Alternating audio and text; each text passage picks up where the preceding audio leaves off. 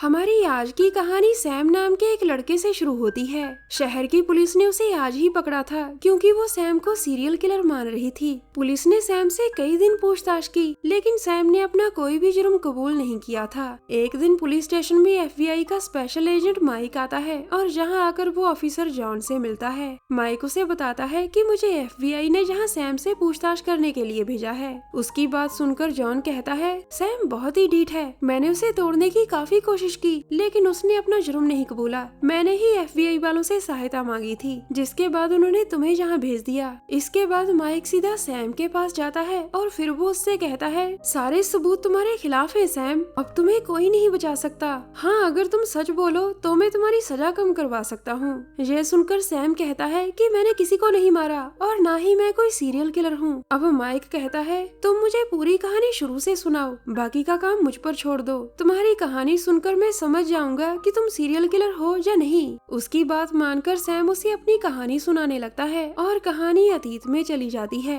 एक महीने पहले सैम ने कैट नाम की एक लड़की से शादी की थी। ये दोनों पहली बार एक दूसरे को मॉल में मिले थे और वहीं इन दोनों के बीच प्यार हो गया था। शादी के कुछ दिनों बाद ही दोनों हनीमून मनाने एक हिल स्टेशन पर जाते हैं और वहाँ जे कुछ दिन बिताने का फैसला कर चुके थे। एक लंबे सफर के बाद वो दोनों एक मोटल में पहुँच जाते हैं और ये मोटल विलियम नाम का एक आदमी चलाता था। वो दोनों को रूम की चाबी देकर कहता है, तुम दोनों को ये मोटल बहुत अच्छा लगेगा क्योंकि मोटल के पास ही समुद्र है। इसके बाद वो दोनों रूम में आते हैं और दोनों को रूम बहुत अच्छा लगता है। रूम में आकर कैट अपने सूटकेस से अपनी ड्रेस निकालकर संभाल रही थी और साथ ही साथ वो दोनों घूमने जाने की योजना भी बना रहे थे। अगले ही दिन वो दोनों घूमने बाहर जाते हैं और इसी बीच सैम कैट से पूछता है, तुमने कभी भी मुझे अपने परिवार के बारे में नहीं बताया कैट। ये सुनकर कैट कहती है कि मैं भी तुम्हारी तरह ऑर्फन थी। इसके बाद वो दोनों थोड़ी देर और घूमते हैं और फिर मोटल में वापस चले जाते हैं। थोड़ी देर बाद मोटल में आज एक और कपल आता है। लड़के का नाम बॉब और लड़की का नाम जिमी था। ये दोनों भी यहाँ कुछ दिन रुकने वाले थे और विलियम इन्हें भी रूम देता है। ये दोनों रूम में आकर पहले अपना सामान रखते हैं और फिर ये घूमने चले जाते हैं। काफी देर घूमने के बाद जब ये वापिस आ रहे थे तो मोटल के बाहर ही उन्हें कैट मिलती है। कैट भी मोटल के बाहर ही टहल रही थी और वो इन दोनों को अपना नाम बताकर कहती है, अगर तुम्हें किसी चीज की जरूरत हो तो मुझे बताना। ये सुनकर जिमी उसका मजाक उड़ाने लग जाती है और तभी सैम का ध्यान उनकी तरफ जाता है। सैम और विलियम इस समय मोटल में थे और वो इन तीनों को अंदर से देख रहे थे। बॉब और जिमी कैट का मजाक उड़ाकर जैसे ही वहाँ से जाते हैं तो सैम कैट के पास आकर उसे संभालता है। कैट उससे कहती है, ये दुनिया बहुत ही जालिम है सैम, मैं उनसे दोस्ती करना चाहती थी लेकिन उन्होंने मेरा मजाक उड़ाया। थोड़ी देर बाद जिमी अपने रूम में आराम कर रही थी जबकि बॉब बाथरूम में नहा रहा था। अचानक कोई उनके कमरे में आकर उन्हें मार देता है और फिर उनकी लाशों को बाथटब में रखकर वहाँ से भाग जाता है। उसी रात को सैम विलियम के पास आता है और फिर वो उससे दारू मांगता है। रात को विलियम बारटेंडर बन जाता था और ये सब वो अपने मोटल में ही करता था।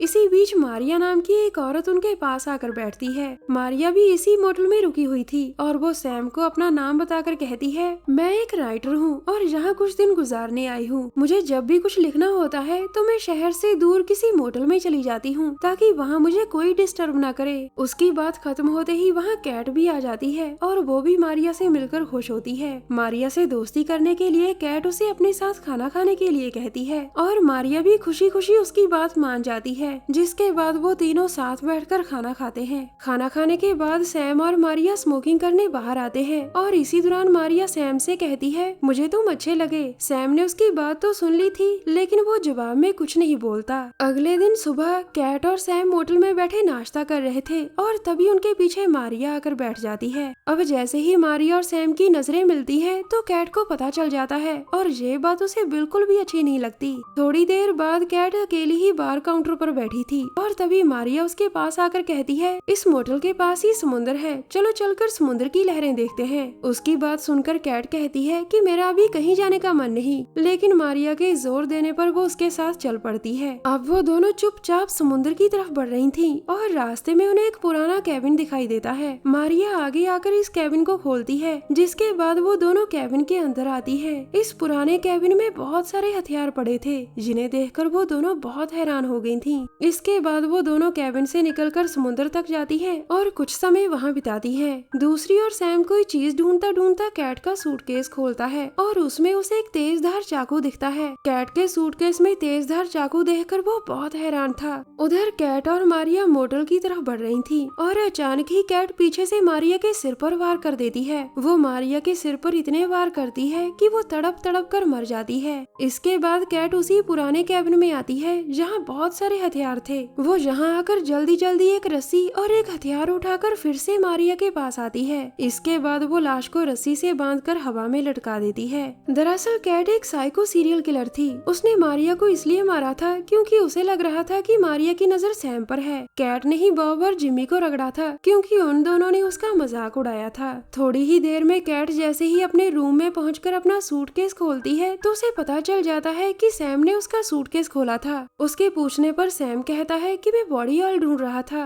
फिर सैम कैट से पूछता है कि तुम्हारे सूटकेस में मुझे एक चाकू दिखा। इस पर कैट उसे बताती है मुझे वो पार्किंग लॉट में मिला था। मुझे ये चाकू इतना अच्छा लगा कि मैंने इसे अपने पास ही रख लिया। उसकी बात सुनकर सैम हैरान था लेकिन वो उसकी बात मान लेता है। दूसरी तरफ विलियम बॉब और जिमी के कमरे का दरवाजा खटखटा रहा था। काफी देर बाद भी जब दरवाजा नहीं खुलता तो वो मास्टर की से लॉक खोलकर अंदर आता है और उसे बाथटब में उन दोनों की लाशें दिखती हैं। लाशें देखकर विलियम की रूह कांप गई थी, जिसके बाद वो जल्दी जल्दी पुलिस को फोन करता है। थोड़ी देर बाद वो सैम को कत्लों के बारे में बता रहा था और तभी पुलिस वाला पीटर सैम से कहता है किसी सिरफिरे ने इन दोनों को बुरी तरह रगड़ दिया। उसी समय मोटल के बाहर में कोई आवाज होती है और विलियम उसे देखने चला जाता है। उसके जाने के बाद कैट भी वहाँ आ गई थी और पीटर उन दोनों को अपना ध्यान रखने को कहता है। अब सैम भी विलियम को देखने जाता है क्योंकि विलियम को गए काफी देर हो गई थी। उसके जाने के बाद पीटर आराम करने के लिए कैट के कमरे में आता है। कमरे में आकर पीटर कैट से कहता है कि पुलिस जल्दी ही कातिल को पकड़ लेगी क्योंकि हर कातिल कोई ना कोई गलती जरूर करता है। इसके बाद वो अपने स्टेशन फोन करने लगता है ताकि और पुलिस को यहाँ बुला सके। इसी बीच कैट मौका देखकर पीटर की पीठ पर वार कर उसे मार देती है। दरअसल कैट यहाँ और पुलिस नहीं चाहती थी क्योंकि उसे डर था कि अगर यहाँ ज्यादा पुलिस आई तो वो उनकी निगाहों में आ सकती है। दूसरी तरफ विलियम सैम से कहता है किसी चूहे ने ये सामान गिरा दिया था और इसी का शोर सुनकर मैं यहाँ आया था। उसकी बात सुनकर सैम अपने रूम की तरफ जाता है, जिसके बाद विलियम अपने काम लग जाता है और तभी उसके पीछे कैट नजर आती है। उधर रूम में पीटर की लाश देखकर सैम समझ गया था कि ये सारा काम कैट का है क्योंकि पीटर के पास वो अकेली ही थी। दूसरी तरफ कैट ने विलियम पर भी हमला बोल दिया था। दरअसल कैट ने फैसला कर लिया था कि पुलिस के आने से पहले वो सबको मार देगी ताकि पुलिस को उसके बारे में कोई ना बता सके। अब वो एक बड़े से चाकू से विलियम को रगड़ देती है, जबकि सैम ने भी पीटर की गन निकाल ली थी। सैम समझ चुका था कि कैट एक साइको है और वो उसे भी मार सकती है। वो जैसे ही गाड़ी में बैठकर भागने लगता है तभी कैट गाड़ी का शीशा तोड़कर उस पर हमला कर देती है, मगर सैम किसी तरह अपनी जान बचाकर वहाँ से भाग जाता है। अगले दिन सैम अपने घर की तरफ बढ़ रहा था, जबकि कैट भी अपना सामान समेटकर मोटर से चली जाती है। सैम को रास्ते में एक पुलिस वाला रोककर कहता है मैं आपकी गाड़ी चेक करना चाहता हूँ। इसके बाद वो जैसे ही गाड़ी की डिग्गी खोलता है तो उसमें उसे विलियम की लाश नजर आती है, जिसके बाद वो सैम को गिरफ्तार कर लेता है। वर्तमान समय में सैम की पूरी कहानी सुनकर माइक जॉन से कहता है उसकी कहानी दिलचस्प थी लेकिन उसकी आंखों में बहुत से राज छुपे हैं। उसी रात सैम को पुलिस गाड़ी में बिठाकर दूसरे स्टेशन शिफ्ट किया जा रहा था, लेकिन सैम रास्ते में ही पुलिस वाले को रगड़कर भाग जाता है। दरअसल कैट की तरह सैम भी साइको किलर था। इन दोनों ने अपनी असलियत एक दूसरे से छुपा कर रखी थी। आज ना तो सैम को ये पता है कि कैट कहाँ है और ना ही कैट की सैम को कोई खबर है। हमारी वीडियो देखने के लिए धन्यवाद।